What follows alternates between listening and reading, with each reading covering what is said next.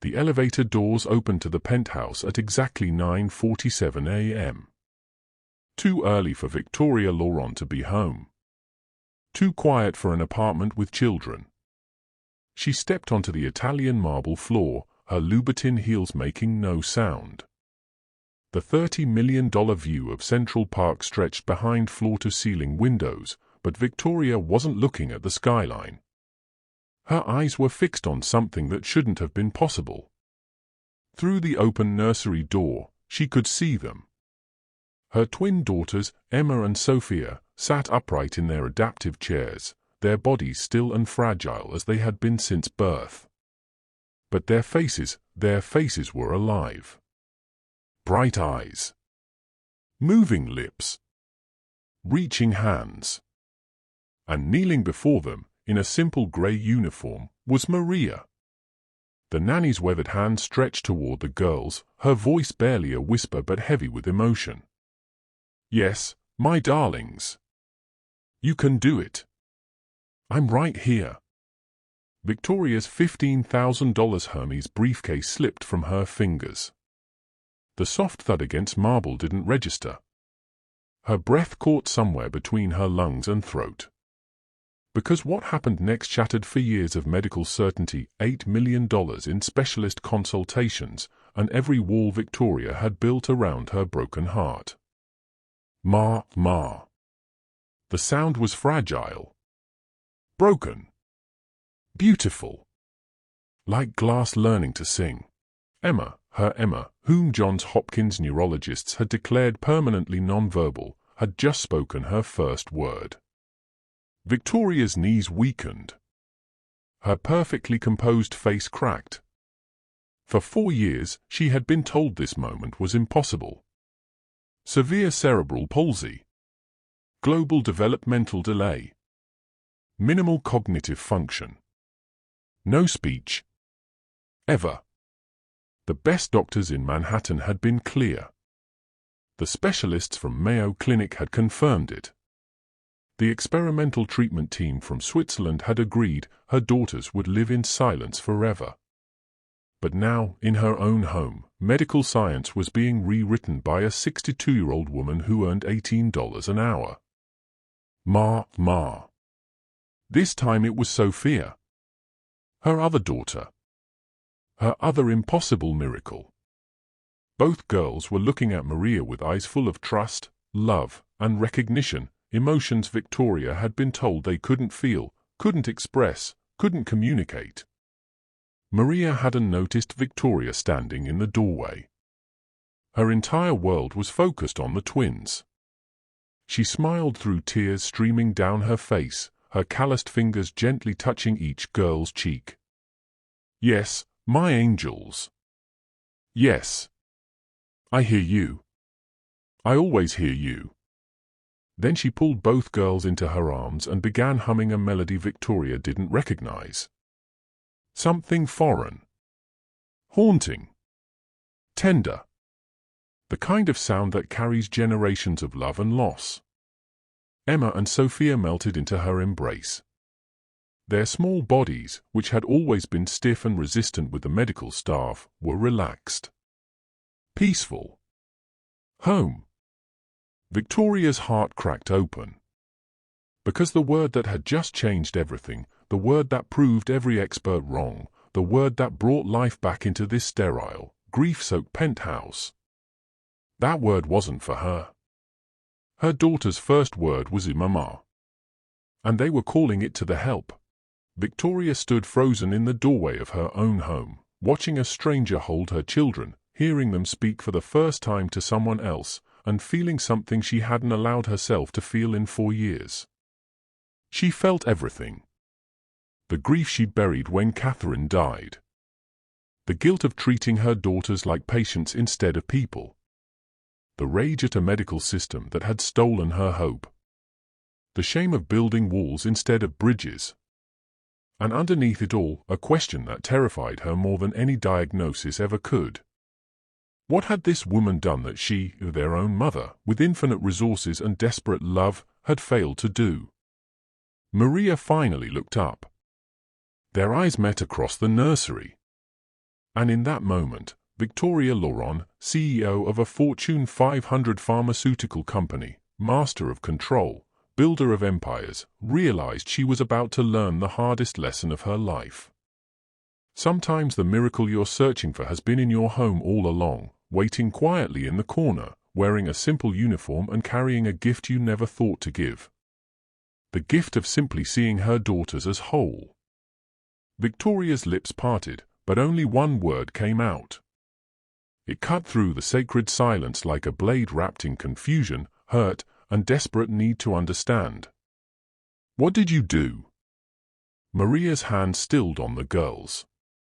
She looked up at Victoria with calm, dark eyes that held no guilt, no fear, only a quiet strength that somehow made Victoria feel like the intruder in her own home. "Mrs. Laurent." Maria's voice was soft, respectful. "I didn't hear you come in." Victoria stepped into the nursery, her body rigid with a cocktail of emotions she couldn't name. "Answer my question. What did you do to my daughters?" Maria gently settled the girls back into their chairs, smoothing their hair with practiced tenderness. She stood slowly, her gray uniform pristine despite spending the morning on the floor. "I didn't do anything to them. I just talked to them. Every day. I sing. I read stories. I tell them about the world."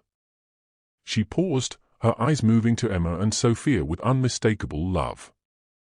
"I treat them like they understand. They don't understand." Victoria's voice was flat, clinical. Dr. Harrison from Columbia Presbyterian was very clear. Their cognitive function. With respect, Maria interrupted gently, doctors can only see what machines show them. They can't see what's in here. She placed her hand over her heart. The gesture was simple, almost naive. And it cut Victoria deeper than any scalpel. "That's not how neurology works," Victoria said, but her voice had lost its edge. "I run a pharmaceutical company. I understand brain chemistry, neural pathways, developmental." "Then you understand," Maria said quietly, "that science doesn't know everything about the human heart." The words hung in the air like a challenge wrapped in silk. Victoria's jaw tightened. She wanted to fire this woman. Send her back to the agency. Reclaim control of her household, her daughters, her carefully constructed world. But she couldn't. Because Emma and Sophia were looking at Maria with an expression Victoria hadn't seen in 4 years. "Joy? I need to understand what's happening here," Victoria said finally, her CEO voice returning. "I'll be working from home today. Continue your normal routine. I'll observe." Maria nodded, a small smile touching her lips. "Of course." Victoria spent the rest of that Tuesday like a ghost in her own home. She cancelled her morning meeting about the acquisition, a $2 billion deal her CFO said couldn't wait. She postponed her lunch with the board chairman. She ignored 17 emails and 4 calls from her assistant. Instead, she watched. At 10:30 a.m., she stood outside the playroom door, laptop forgotten in her hands, as Maria sat cross-legged on the carpet with both girls positioned in front of her. "Today," Maria was saying, her voice animated, "we're going to read about Max and his wild things. Emma, do you remember what happened last time?" Emma blinked twice. Deliberately. "Yes." "That's right, 2 blinks for yes. You do remember." Maria opened the worn copy of Where the Wild Things Are and began reading, but not like anyone Victoria had ever heard. She used different voices for each character, a deep growl for the wild things, a brave tone for Maximum. She moved her hands like they were dancing, painting pictures in the air. Sophia made a sound. Not a word, but a vocalization, intentional, responsive. "You want to see the pictures up close?" Maria asked, already moving the book closer. Here, look at this monster. See his terrible teeth? His terrible claws? But Max isn't scared. Do you know why? Both girls stared at the page, their eyes tracking the images. Because, Maria continued softly, Max knows that even scary things can become friends if you're brave enough to see them differently. Victoria's throat tightened. Was that directed at her? At 11:15 a.m., Maria moved the girls to their wheelchairs and brought them to the floor-to-ceiling windows overlooking Central Park. Victoria watched from the hallway as Maria narrated the world below. See that yellow taxi? In my country, we call them jeepneys. They're covered in paintings, flowers, saints, family names. Every jeepney tells a story. Maria pointed to the park. And those trees? Right now they're green, but soon they'll turn colors. Red like fire. Orange like sunset. Your mama should take you to see them. Victoria flinched. The casual possessiveness in your mama. The assumption that Victoria would do something as simple as take her daughters to see autumn leaves. When had she last taken them outside for anything other than medical appointments? One day, Maria continued, her voice dreamy, when you're bigger and stronger, maybe we'll go to the Philippines. I'll take you to the beach where I grew up. The water is so blue it looks like the sky fell down. And the sand is so white it looks like sugar. Emma made a sound. A definite attempt at a word. Beach. Maria repeated. Yes, baby. Beach. Can you try? BBBEEE, chapter. Boo, Emma breathed. Victoria's hand flew to her mouth.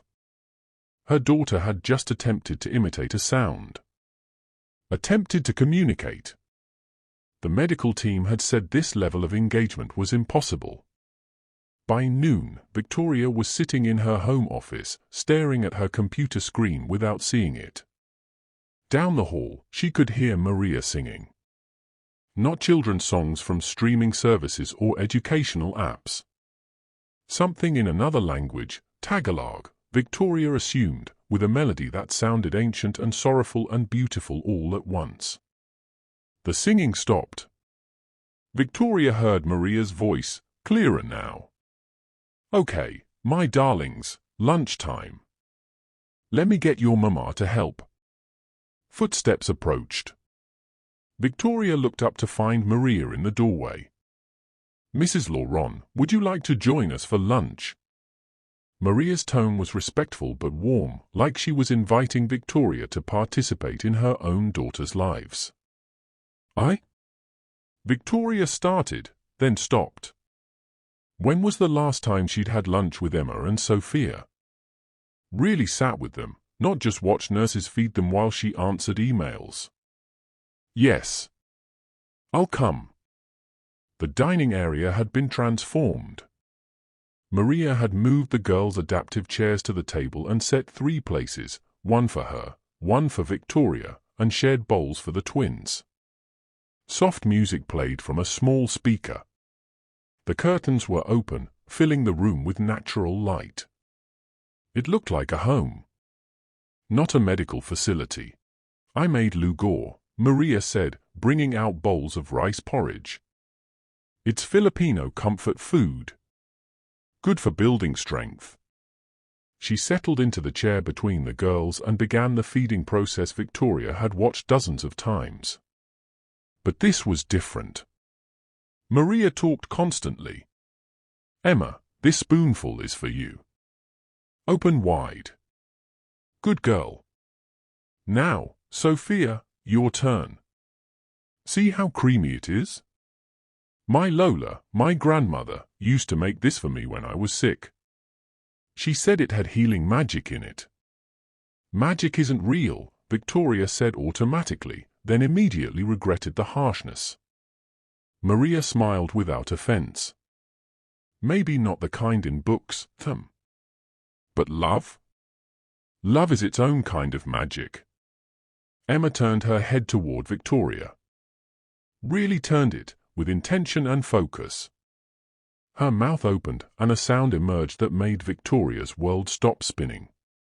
Ma, ma. Vic. 3 syllables. Broken and imperfect and absolutely impossible. Victoria's fork clattered against her plate. She said my name. She's been practicing, Maria said matter-of-factly, wiping Sophia's mouth. Both of them have. They want to call you Mama too. How long? Victoria's voice cracked. How long have they been able to do this? Able. Maria considered the question. Always, I think. They just needed someone to believe they could. The accusation wasn't spoken, but Victoria heard it anyway. They needed someone to believe. Someone who wasn't their own mother. Victoria stood abruptly, her chair scraping against the floor. I need to. I have calls to make. She fled to her office, closing the door behind her. Then she did something she hadn't done in 4 years. She cried. Not the silent, controlled tears she'd shed at Catherine's funeral. Not the brief moments of grief she allowed herself in the shower. This was something rawer, deeper, years of suppressed pain and guilt and rage pouring out all at once. She's looking for me, Victoria breathed. She always does, Maria said quietly. Every time you come home. Every time you walk past the nursery. She tracks you, hoping you'll stop. The words were a knife to Victoria's heart. I didn't know. Now you do, Maria said simply. She stood, brushing off her uniform. I'll give you some time together. I need to prepare their afternoon therapy anyway. Therapy. Victoria looked up. What therapy? Maria paused in the doorway. Physical therapy. Range of motion exercises, muscle strengthening, motor skill development. I've been working with them every afternoon for the past 3 weeks. Victoria's medical mind kicked in. But Dr. Harrison said physical therapy was pointless. The damage to their motor cortex is permanent. Yes, Maria interrupted gently. But permanent doesn't mean unchangeable. It just means we work with what we have instead of mourning what we don't. She left, leaving Victoria alone with her daughters for the first time in longer than she could remember. Victoria looked at Emma and Sophia. They looked back. I'm sorry, Victoria whispered. I'm so sorry. I thought I was protecting you by keeping everything medical, keeping everything controlled. But I was really just protecting myself. She reached out tentatively and touched Emma's hand. The girl didn't flinch. Your mother, your other mother, Catherine, she would have done better. She would have known what you needed.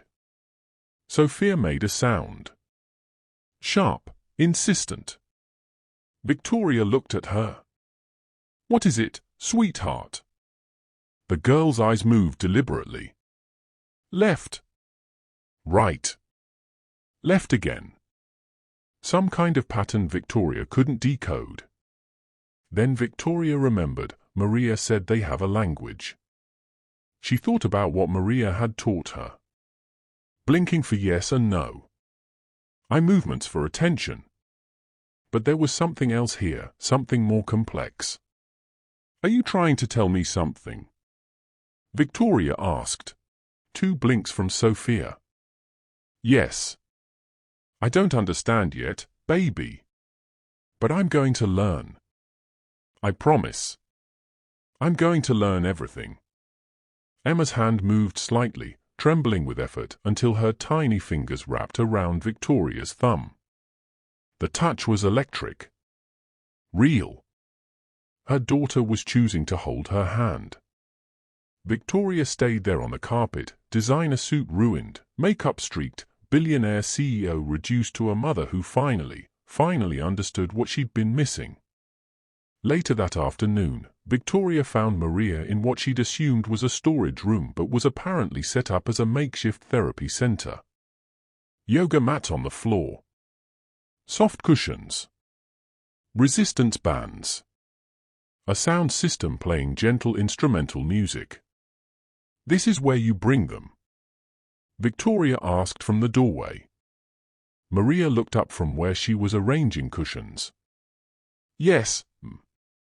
I know it's not much, but—" "It's perfect," Victoria interrupted. "Show me what you do." For the next hour, Maria demonstrated her therapy routine. Gentle leg stretches. Arm rotations. Core-strengthening exercises that looked more like play than medical treatment. All while she talked, sang, and encouraged the girls with a steady stream of positive reinforcement. "You see," Maria explained as she carefully manipulated Emma's leg, "the doctors focus on what the brain can't tell the muscles to do. I focus on what the muscles can remember on their own. Muscle memory, neuroplasticity, the body wants to move. We just have to remind it how." Victoria watched, her pharmaceutical knowledge warring with what she was witnessing.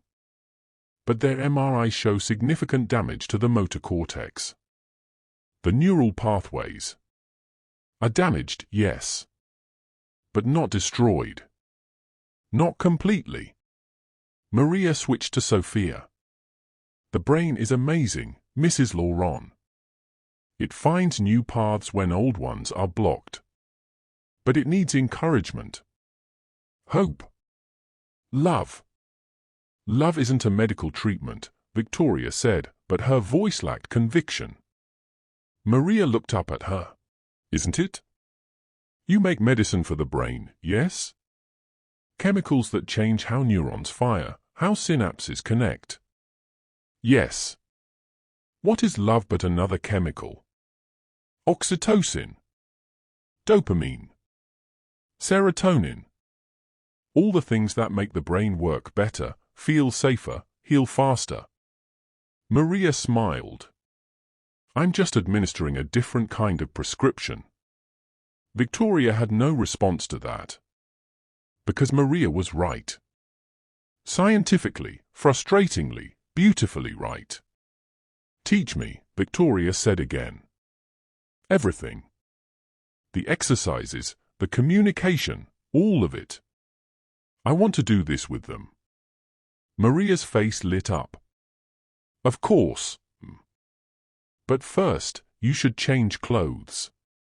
Designer suits aren't good for floor therapy." 20 minutes later, Victoria Laurent, CEO, billionaire, master of boardrooms, was lying on a yoga mat in sweatpants, learning how to help her daughter stretch muscles that doctors said would never work. And for the first time in 4 years, she felt like she was exactly where she needed to be. Victoria woke at 2 a.m. to the sound of humming. She followed it down the hall, her silk robe trailing behind her. The nursery door was half open. Inside, Maria sat in the rocking chair, holding something Victoria hadn't seen in years. Catherine's photograph. The one from Victoria's nightstand. Catherine in the hospital bed, hours after giving birth, holding both newborns with a smile that could light the world. "This is your other mama," Maria was whispering to the sleeping girls. "See how beautiful? How happy? She loved you so much. She's watching from heaven, so proud of you." Victoria's hand gripped the door frame. "How did you get that?" Maria looked up, unafraid. "I found it on your nightstand when I was cleaning your room. I thought the girls should know her face." "You had no right," Victoria's voice broke. "You're right. I'm sorry." Maria stood, offering the photograph. "But they should know they were loved from the very beginning. That they came from love." Victoria took the photo with trembling hands. Catherine's face smiled up at her, the woman who'd planned nursery colors and chosen baby names and died before she could sing them a single lullaby. She would have been better at this than me, Victoria whispered. No, Maria said firmly. She would have been different. Not better. And she would want you to be their mother now, not her ghost. The words cracked something open inside Victoria. She sank into the chair beside Emma's crib, clutching Catherine's photo, and finally let herself grieve, not just for her wife, but for the 4 years she'd lost with her daughters while hiding behind medical charts and corporate meetings. Maria knelt beside her. It's okay to hurt, but don't let the hurt make you invisible to them. Emma stirred, her eyes opening. She looked at Victoria, at the photo, then back at Victoria. Ma, here, Emma whispered. Victoria's breath caught. Yes, baby. Mama's here. Mama's finally here. She gathered Emma into her arms for the first time in months, and the wall she'd built around her heart finally crumbled completely. The next morning, Maria showed Victoria the journals. 5 composition notebooks filled with meticulous handwriting, dates, observations, tiny victories most people would have missed. October 3rd, Emma tracked my voice for 7 seconds continuously. Longest yet. October 10th, Sophia smiled at a joke. Proves cognitive understanding beyond diagnosis. October 15th, both girls attempted vocalization during story time. Breakthrough. Victoria read through months of documentation that rivaled any medical study she'd funded. This is extraordinary. Why didn't you show me sooner? Maria looked down. You barely knew my name. I was just the help. The accusation stung because it was true. Teach me their signals, Victoria said. Everything. Over the following days, Maria became her teacher. Emma preferred gentle foot rubs before speaking. Sophia needed time, rushing her caused frustration. Both girls used a complex blinking pattern, 1 for no, 2 for yes, 3 for more, for help. They've been talking this whole time, Victoria realized, watching Sophia blink 3 times when Maria asked if she wanted another story. We just weren't listening. You're listening now, Maria said. That's what matters. Victoria started joining every therapy session, every meal, every story time. She learned Emma loved having her hair brushed while Maria sang. Sophia preferred stories about ocean animals. Both girls would reach for whoever was closest when thunder rumbled. One evening, Emma grabbed Victoria's hand and squeezed 1, 2, 3 times. What does that mean? Victoria asked Maria. She wants more time with you, Maria translated. Victoria cancelled her morning meetings for the rest of the week. By Friday, she made a bigger decision. She called her head of HR and created a new position, therapeutic care specialist. Salary, $150,000 annually. Maria, Victoria said that afternoon, I want you to stay. Not as a nanny. As their therapeutic specialist. As family. Maria's eyes filled with tears. Mrs. Laurent, Call me Victoria. Please. Maria smiled through her tears. Then, Victoria, I would be honored. That night, Emma said her first full sentence, Mama Vic home. Victoria had just walked through the door. Emma was looking directly at her, smiling.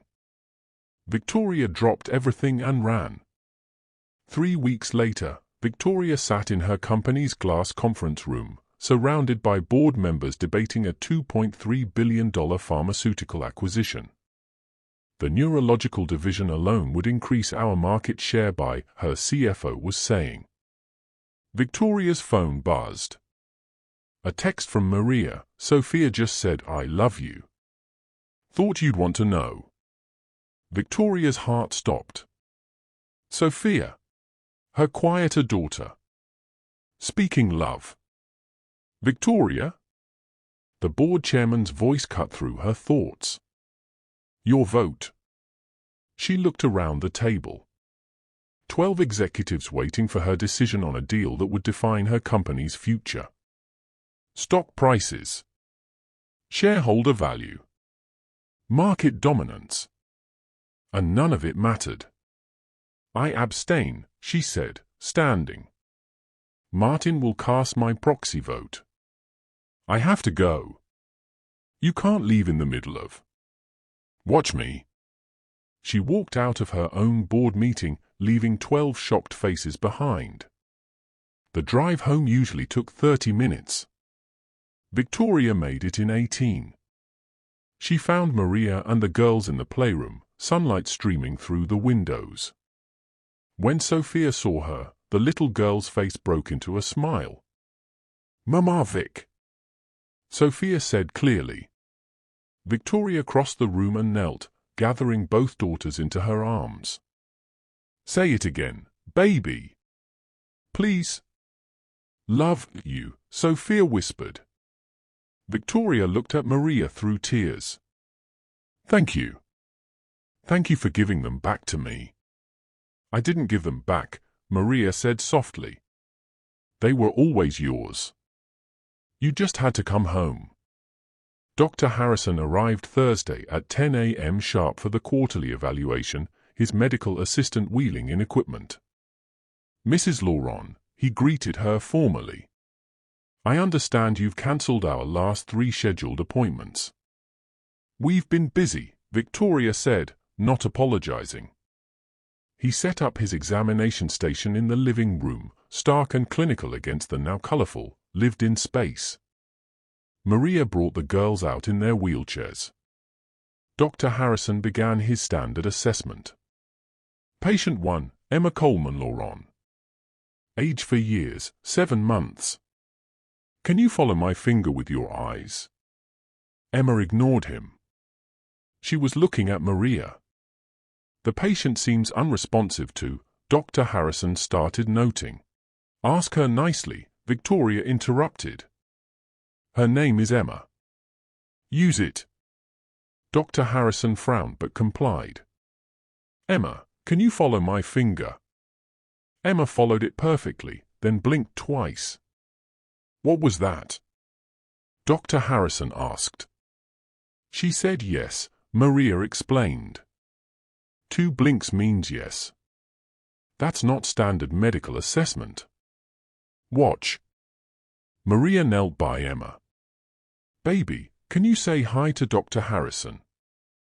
Hi, Emma said clearly. Dr. Harrison's clipboard clattered to the floor. That's impossible. Her vocal cords, the neural pathways, are damaged, not destroyed, Victoria said, echoing Maria's words. She's been speaking for weeks now. Dr. Harrison examined both girls thoroughly, his shock growing with each new ability they demonstrated. Speech. Intentional movement. Clear cognitive responses.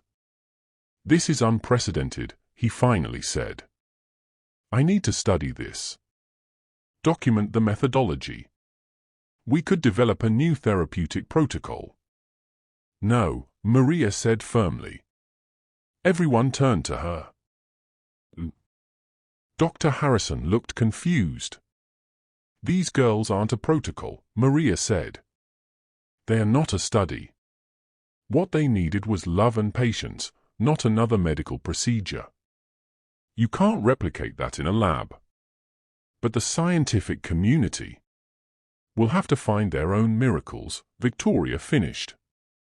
Dr. Harrison, your services are no longer needed. We'll find a doctor who sees our daughters as children first. After he left, Maria turned to Victoria, surprised. You didn't have to do that. Yes, I did, Victoria said. You taught me that some things matter more than science. Our family is one of them.